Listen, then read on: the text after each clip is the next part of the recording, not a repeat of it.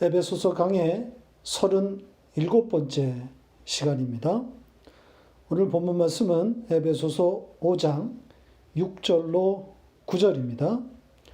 같이 읽겠습니다. 누구든지 헛된 말로 너희를 속이지 못하게 하라.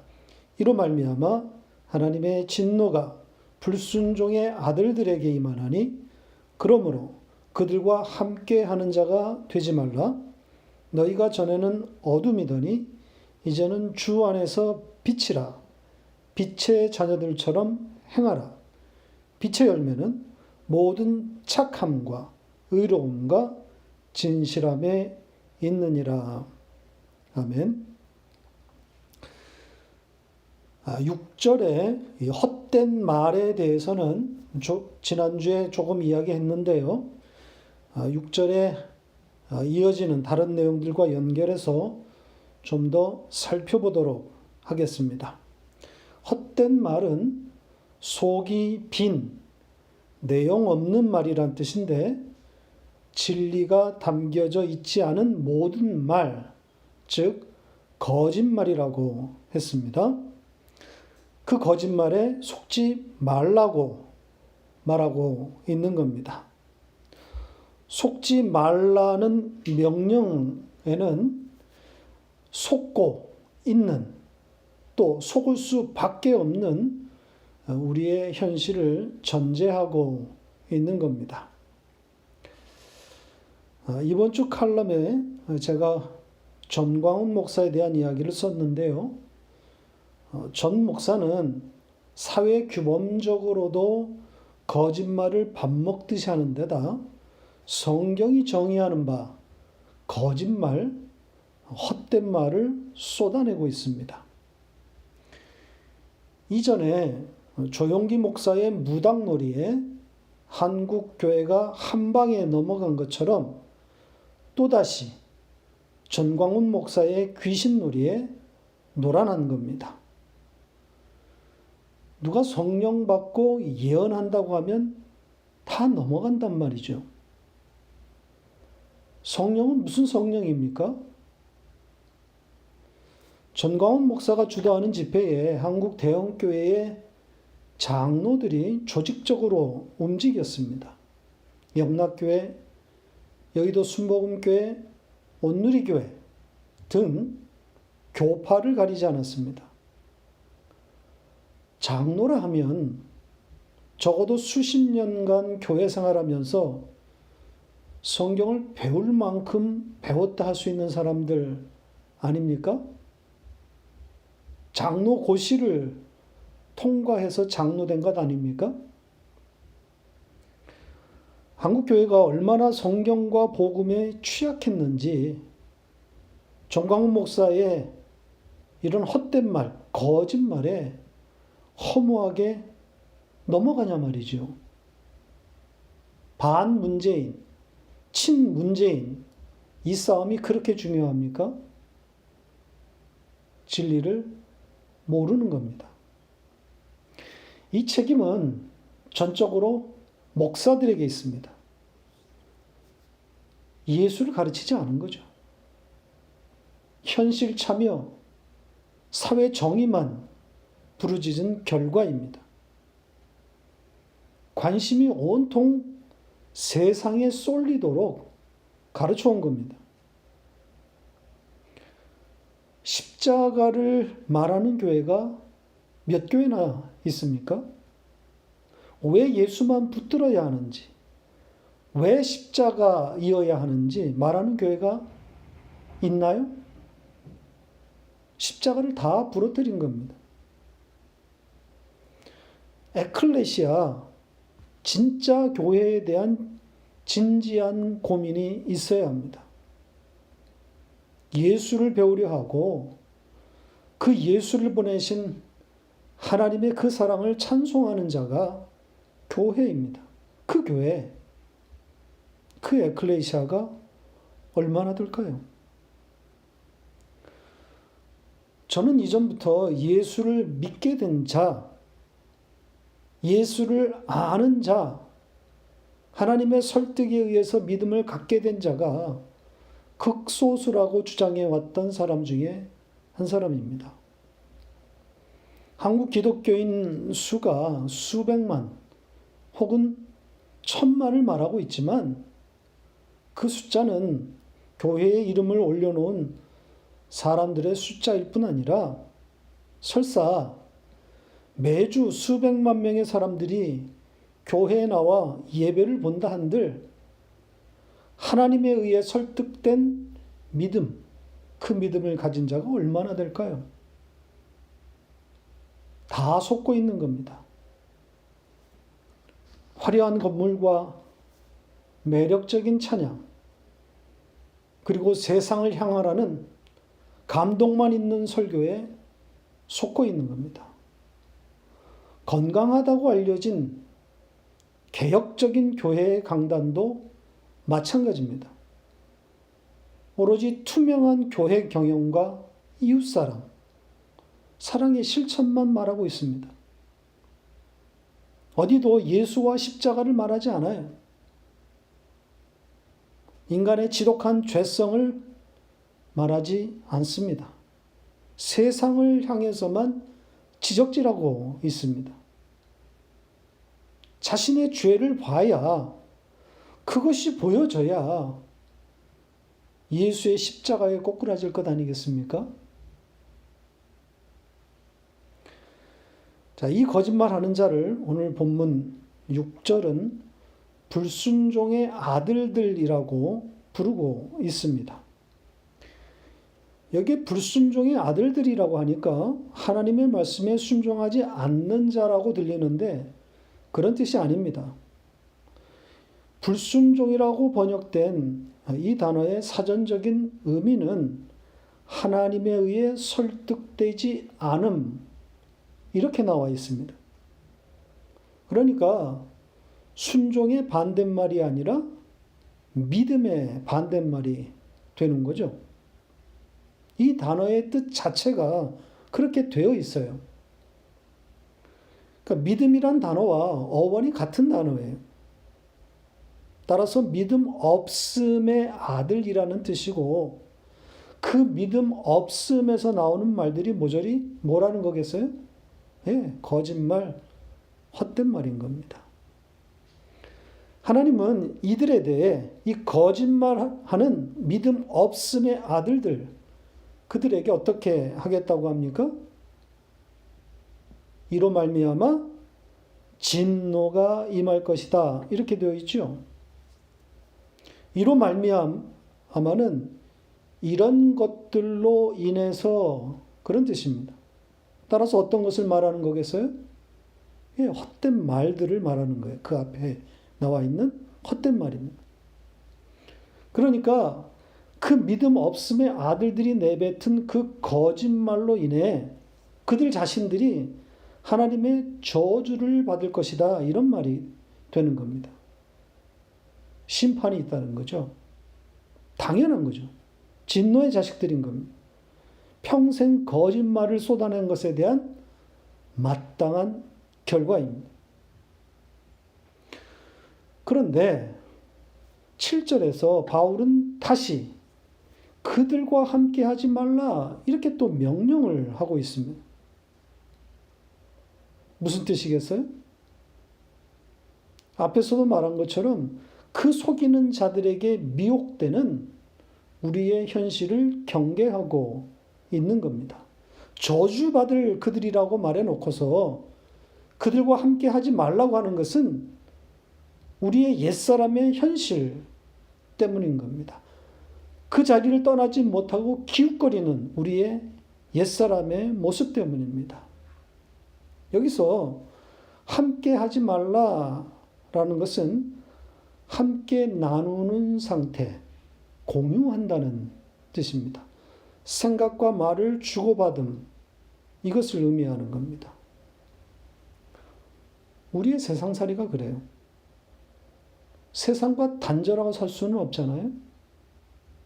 하나님이 세상을 창설하고 그 세상을 마귀에게 넘겨주었는데 그 세상에다 당신의 백성들을 던져놓은 겁니다. 그런 세상을 우리더러 변화시키라고 하는 걸까요? 그런 거라면 애초에 세상을 마귀에게 넘겨주면 안 되는 거죠. 세상을 변화시키는 것이 성도의 마땅한 일이라면 하나님보다 조금 못한 마귀에게 세상을 넘겨주면 안 되는 겁니다. 마귀와 우리는 상대가 안 됩니다. 그는 영적 존재예요. 우리는 그들의 정체조차 파악할 수 없는 미미한 인간입니다. 싸움에서 붙으면 백전, 백패입니다. 그래서 미혹되는 거예요. 미혹될 수밖에 없어요. 마귀가 마음 먹고 달려들면 다 속아요. 자, 이런 메커니즘을 알고 있는 하나님이 그 마귀의 세상에다 왜 당신의 백성들을 집어넣은 걸까요? 그러니까 세상을 변화시키라는 말은 말이 안 되는 거예요. 세상을 정복하라고 하는 것은 세상을 변화시키라는 그런 문화 명령, 그런 따위가 아닙니다. 예수 믿으라는 거예요. 예수를 믿음으로 하나님께 설득되어짐으로 세상을 정복한다는 것이 무엇인지 그 의미를 배우게 되는 겁니다. 세상을 예수를 통해서 부정하는 것, 세상을 부정하는 것, 세상의 가치를 부정하는 것이 세상 정복의 참뜻임을 알게 되는 겁니다. 세상으로부터 빠져나오는 것이 신앙생활입니다. 세상으로부터 밖으로 나오라는 겁니다. 언약 안으로, 말씀 안으로, 진리 안에 거하라는 겁니다. 성경에 기록된 이스라엘 역사가 바로 이런 이야기의 연속 아닙니까? 불순종의 아들들에게 미혹되어 그들의 세상에 주저앉아 그들과 공유하다가 거기에서 참담한 꼴로 끌려나와 하나님의 지시하는 땅으로 옮겨가는 이야기들 아닙니까? 이게 신앙생활입니다. 하나님이 우리를 어떻게 설득해 가시는지를 목도하면서 그 하나님을 배우는 것이 신앙생활이란 말입니다. 세상과 소통해야 하고 때로 그 세상과 공유하는 그런 참담함에 우리가 빠지기도 하지만 그것을 통해 거기서 하나님에 의해 끌려 나오는 그런 경험들을 하게 되는 그런 운명을 가진 자들이 에클레시아입니다.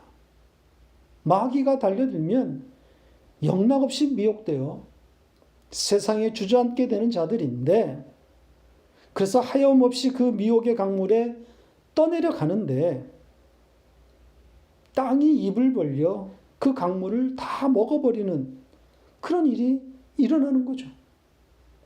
그런 경험을 하면서 하나님을 배우는 겁니다. 그게 신앙생활입니다. 자, 요한계시록 12장 15절로 16절입니다. 같이 읽겠습니다. 여자의 뒤에서 뱀이 그 입으로 물을 강같이 토하여 여자를 물에 떠내려가게 하려 하되 땅이 여자를 도와 그 입을 벌려 용의 입에서 토한 강물을 삼키니. 여러 번 소개드렸던 계시록의 말씀입니다. 뱀과 여자 그리고 용이 등장합니다. 뱀과 용은 동일하게 마귀를 뜻합니다. 여자는 교회인 여러분입니다. 여자가 뱀이 토한 물에 하염없이 떠내려갑니다. 미혹이라고 그랬죠? 그런데 땅이 입을 벌려 그 강물을 삼켜버립니다. 그리고 뱀이 토한 물이었는데 그 뒤에서는 용의 입에서 토한 강물이다 이렇게 말하고 있습니다. 그래서 뱀과 용은 한 몸인 겁니다. 같은 존재인 거죠. 마귀의 미혹, 거짓말을 뜻하는 겁니다. 그 강물에 여자는 속절없이 떠내려가는 겁니다. 미혹된단 말이죠. 그렇게 마귀와 세상을 공유하는 겁니다. 그렇게 떠내려가면 그 끝은 뭐겠어요? 죽는 겁니다. 사망인 거죠. 그렇게 죽게 되는 자들인데 땅이 입을 벌려서 그 죽게 된 자를 살려내는 이야기란 말이죠. 땅이 입을 벌려서 강물을 삼켜버리는 그런 일이 일어나는 겁니다. 이게 무슨 뜻이겠어요? 하나님의 열심을 말하는 겁니다. 하나님의 설득인 거죠. 하나님이 이처럼 그 열심으로 우리를 꺼내주지 아니하시면 우리는 끝까지 속는 자들이 되는 겁니다. 하나님이 우리를 계속 설득하고 있는 거예요. 헛된 말, 이 거짓말에 넘어가서 세상에 주저앉을 때마다 스토커처럼 찾아오셔서 끌어다가 있어야 그 자리, 제자리, 그 안식의 현실로 옮겨놓고 계시는 겁니다. 그렇게 우리는 하나님을 알아가는 거고요. 이게 신앙생활입니다. 이걸 양육이라고도 하는 거죠. 받아 먹는 겁니다. 양육은 받아 먹는다는 뜻이에요. 예수라는 생명의 양식을 받아 먹는 전 과정이 신앙생활인 겁니다. 다음은 빛에 대한 이야기입니다. 8절, 9절의 내용입니다. 지금 어둠과 빛이 대조되어 있고 시제도 대조되어 있습니다. 전에는 이라는 이 과거를 향하는 단어와 이제는 이라는 현재가 대조되어 있습니다. 이 두 대조는 앞에 등장했던 옛사람과 새사람 이 대조와 맥을 같이 합니다. 그러니까 이전의 어두움은 옛사람의 상태를 가리키는 것이고 이제의 빛은 새사람의 상태라고 말할 수 있습니다. 어두움을 이전으로 반면에 빛을 이제로 표현한 것은 성도의 운명, 변경될 수 없는 구원을 담아놓은 겁니다. 그러니까 하나님의 의지가 담겨있는 그런 내용이라고 할 수 있습니다. 반드시 그 자리로 완성하시겠다는 거죠. 빛의 자녀, 새 사람으로 완성시키겠다는 겁니다. 자, 빛에 대한 이야기를 좀 하지요. 성경은 우리더러 빛이라고 합니다. 오늘 본문에서도 주 안에서 빛이라고 했고 또 마태복음에서는 세상의 빛이라고 합니다. 자, 마태복음 5장 14절 15절입니다. 같이 읽겠습니다. 너희는 세상의 빛이라. 산 위에 있는 동네가 숨겨지지 못할 것이요 사람이 등불을 켜서 말 아래에 두지 아니하고 등경 위에 두나니 이러므로 집안 모든 사람에게 비치느니라. 빛이 되라고 말씀하지 않았고 빛이라고 말합니다. 빛처럼 살라고 말하는 것이 아니라 빛이 된 자의 운명을 말하고 있는 겁니다. 흔히 이 빛의 비추는 특성 때문에 거기에 매몰돼서 세상에다 빛을 비추라는 뜻으로 그렇게 해석되는 경향이 있습니다. 그래서 세상의 어두움을 드러내고 세상이 더 이상 부패하거나 타락하지 않도록 등불과 같은 역할을 하라는 뜻으로 그렇게 해석하는데 그런 이야기가 아닙니다. 계속 말씀드리는 것이지만 모든 말씀은 도덕적인 교훈으로 가면 안 됩니다. 모든 말씀은 진리를 담고 있는 것이지 누구나 공감하는 윤리 도덕적 교훈이 아닙니다. 착한 사람이 되라는 이야기가 아닙니다. 착한 사람이 되는 것이라면 세상 사람들이 다 칭찬할 것 아닙니까? 세상이 칭찬하고 존경하게 되면 그게 바리새인들의 가는 길이 아니고 뭐겠어요? 빛의 역할을 하라는 말이 아닙니다. 빛의 운명, 빛의 자리가 가져오게 될 필연적인 결과를 말하는 거예요. 성도의 운명을 말하고 있는 겁니다. 빛의 운명이 뭐겠어요? 어두움을 폭로시키고 그 대가로 지불해야 할 일이 뭐겠냐고요. 빛이 드러나면 어떻게 되는 겁니까? 그걸로 끝나는 겁니다. 어둠을 폭로시키고 장엄하게 전사하는 겁니다. 죽음으로써 어둠을 드러내고 자신은 죽는 거란 말입니다. 그런 방식으로 승리하는 거예요. 죽음으로써 승리하는 겁니다. 진짜 빛, 참 빛이신 예수 그리스도의 길을 그대로 따라가는 거란 말이죠. 요한복음 1장으로 가보겠습니다. 1장 9절로 13절입니다. 같이 읽겠습니다. 참 빛, 곧 세상에 와서 각 사람에게 비추는 빛이 있었나니 그가 세상에 계셨으며 세상은 그로 말미암아 지은 바 되었으되 세상이 그를 알지 못하였고 자기 땅에 오매 자기 백성이 영접하지 아니하였으나 영접하는 자 곧 그 이름을 믿는 자들에게는 하나님의 자녀가 되는 권세를 주셨으니 이는 혈통으로나 육정으로나 사람의 뜻으로 나지 아니하고 오직 하나님께로부터 난 자들이니라.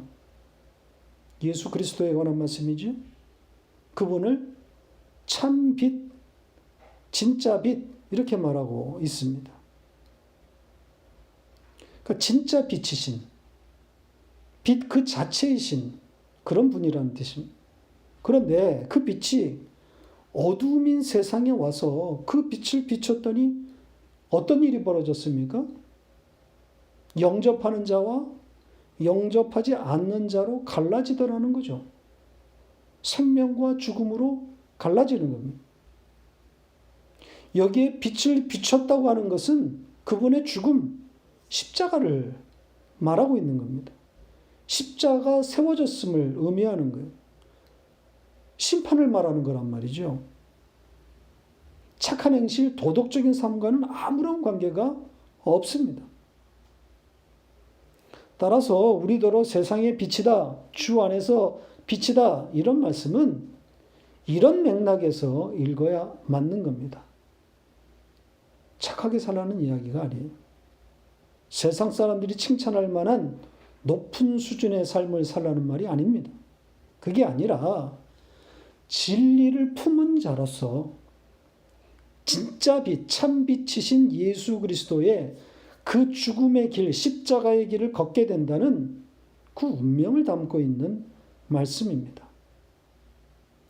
어두움의 세상, 비진리의 세상은 빛이 그 빛을 비추어 버리면 그 빛을 파괴하는 방향으로 작동하게 되어 있습니다. 절대로 그 빛을 영접하지 않습니다. 다만 하나님의 택한 자들만 그 빛에 반응해서 그 빛으로 나오게 되어 있단 말이죠. 세상을 얻으려 하면 안 됩니다. 세상의 특성은 빛을 싫어하는 거예요. 세상이 진리를 품은 빛을 보면 미워하고 핍박하고 죽입니다. 그게 진리를 품은 여러분들의 운명인 거예요. 자, 이것이 빛의 자녀들로, 빛의 자녀들처럼 행한 그런 모습이에요. 8절에 빛의 자녀들처럼 행하라는 말씀이 나오죠. 여기에 행하라, 이 단어의 뜻이 뭐라고 그랬습니까? 행동하라는 건가요? 아니죠. 흔적을 밟다, 추적하다, 그 주변에서 맴돌다, 배회하다 이런 뜻이라고 했죠. 그 자리를 떠나지 않는다는 뜻이라고 했습니다. 세상으로 들어가서 빛으로서 행동을 하라는 말이 아니라 오히려 그 자리에 머물러서 진짜 빛이신 그분의 발자취를 밟으라는 거예요. 단어 하나를 어떻게 번역하느냐에 따라서 이렇게 의미가 달라지는 겁니다. 행하라와 그 그 자리를 밟고 거기서 배회하다. 전혀 다른 말입니다. 그러니까 행하라고 번역될 수 있는 그런 동사가 아닌 겁니다. 오히려 그 반대인 겁니다. 거기서 나오지 마라. 그 자리에 머물러 있으란 말이야. 거기서 생각해봐. 이런 뜻입니다. 9절이 이것을 증명하고 있습니다. 8절에서 행하라 이렇게 전제했으니까 9절에서도 당연히 빛이 열면은 어디로 올라가겠어요? 행함으로 가지 않겠습니까? 8절을 그렇게 번역을 했기 때문에 9절은 더 심한 번역이 등장합니다. 빛의 열매가 뭐라 그럽니까? 빛의 열매는 착함과 의로움과 진실함이라고 그렇게 말하고 있습니다. 그러니까 빛인 하나님의 자녀들이 맺는 열매로 착함, 의로움 그리고 진실함이라고 말합니다. 그러니까 착하게 살아라, 의롭게 살아라, 진실하게 살아라 이렇게 되어버린 겁니다. 완전 엉터리 번역입니다. 진리의 책인 성경을 도덕책 수준으로 떨어뜨린 최악의 번역입니다. 한심하기 짝이 없습니다. 복음의 복자도 모르는 자의 번역입니다. 착함은 선으로 번역해야 할 단어입니다. 선하다 할 때의 그 선이 아니라 하나님의 선을 말할 때 그 선입니다. 이 단어가 신약성경에 4번 사용되었는데 한 구절만 보겠습니다. 데살로니가 후서 1장 11절입니다. 같이 읽겠습니다. 이러므로 우리도 항상 너희를 위하여 기도함은 우리 하나님이 너희를 그 부르심에 합당한 자로 여기시고 모든 선을 기뻐함과 믿음의 역사를 능력으로 이루게 하시고. 자, 이것도 좀 난해한 번역이긴 한데 하나님이 이루실 선을 말하고 있는 내용입니다. 착한 것과는 아무 상관이 없어요.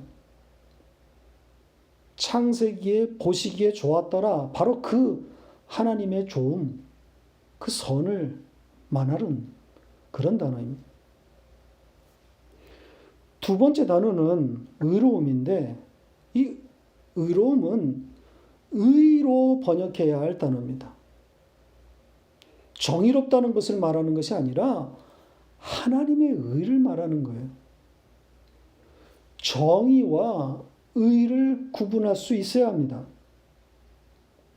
정의롭게 살라는 이야기를 하고 있는 게 아니에요. 의를 붙들라는 그런 말씀이에요. 하나님의 의이신 예수 그리스도 안에 있으라는 그런 뜻입니다. 자, 로마서 3장 21절로 22절입니다. 같은 단어가 등장하는 그런 말씀입니다. 같이 읽겠습니다. 이제는 율법 외에 하나님의 한 의가 나타났으니 율법과 선지자들에게 증거를 받은 것이라 곧 예수 그리스도를 믿음으로 말미암아 모든 믿는 자에게 미치는 하나님의 의인이 차별이 없느니라. 오늘 본문과 같은 단어라고 했죠. 의이신 예수 그리스도를 말하고 있습니다. 그러니까 의라고 하는 이 단어를 의로움이라고 하는 다분히 도덕적인 삶을 지향하는 단어로 둔갑시켜 놓은 거예요. 마지막 단어 역시 마찬가지입니다. 이 진실함으로 번역된 이 단어의 본뜻은 진리입니다. 진실하다는 것과 진리는 전혀 다른 이야기입니다. 전에도 이와 같은 케이스를 우리가 살펴본 적이 있었죠. 진리로 번역해야 할 단어를 진실로 번역한 곳이 또 있는데 기억나십니까? 자, 요한계시록 19장 11절입니다. 같이 읽겠습니다. 또 내가 하늘이 열린 것을 보니 보라 백마와 그것을 탄 자가 있으니 그 이름은 충신과 진실이라. 그가 공의로 심판하며 싸우더라. 이 충신과 진실이라고 이렇게 했는데 그리스도 예수의 이름이 충신과 진실이겠어요? 아니죠. 믿음과 진리라고 했습니다. 참으로 한결같은 번역입니다. 진리를 담고 있는 단어들이 어쩌면 이렇게 한결같이 도덕적인 삶을 지향하는 단어들로 대체되어 있는지 도통 이해할 수가 없습니다. 9절에 이 빛의 열매는 그 앞에 8절에 빛의 자녀들처럼 행하라는 그 말을 그대로 받고 있는 그런 말씀이에요. 빛의 자녀들로서 그 자리에 머물러 있으라고 하는 그 8절 말씀에 대한 구체적인 내용이 바로 이 9절인 거예요. 빛의 자녀들이 품은 것이 바로 선이며 의며 진리라는 거예요. 예수를 품고 있다는 그런 이야기를 하고 있는 거예요. 말씀을 맺겠습니다. 여러분은 주 안에 있는 세상의 빛입니다. 주 안에서의 빛이라고 하는 것은 참 빛, 진짜 빛이신 주님의 발자취를 따르게 되는 운명을 가졌다는 뜻이고 십자가를 길을 간다는 뜻이고 세상의 빛이라고 하는 것은 세상을 얻게 된다는 말이 아니라 오히려 세상으로부터 미움을 당하고 핍박을 받는 자들이라는 그런 뜻이 되는 겁니다. 그래서 요한계시록 7장은 성도를 가리켜서 큰 환난에서 나오는 자들이라고 말한 겁니다. 안식도 없고 세상으로부터도 칭찬받는 그런 삶은 없습니다. 세상으로부터 따돌림을 당하고 미움을 받고 핍박을 받는 환난이 있어야 성도는 안식이 무엇인지 배울 수 있기 때문입니다. 성도는 세상 그 어느 것으로도 만족할 수 없는 자들입니다. 아니, 좀 더 정확하게 말하면 세상 것으로 만족할 수 없다는 것을 처참한 경험을 통해 배워가는 자라고 해야 할 것 같습니다. 하나님께서 그렇게 만들어 가시기 때문입니다. 미혹의 자리에 있다가 거기에 주저앉고 있다가 거기서 세상과 공유하다가 끌려 나올 때 참으로 아픕니다. 고통스럽습니다. 세상과 짝하여 그 자리에서 주저앉고 있는 그 삶에서 끌려 나올 때 얼마나 고통스럽겠습니까? 세상에서 다 털리고 밑바닥이 드러나야 그래야 끝이 아니겠어요? 고통스럽습니다. 그러나 그렇게 배워가는 겁니다. 마귀에게 속아서 세상 것을 붙들고 세상을 공유하고 그 세상을 추구하다가 끌려나와 진짜 안식을 배우는 것이 신앙생활이고 양육입니다.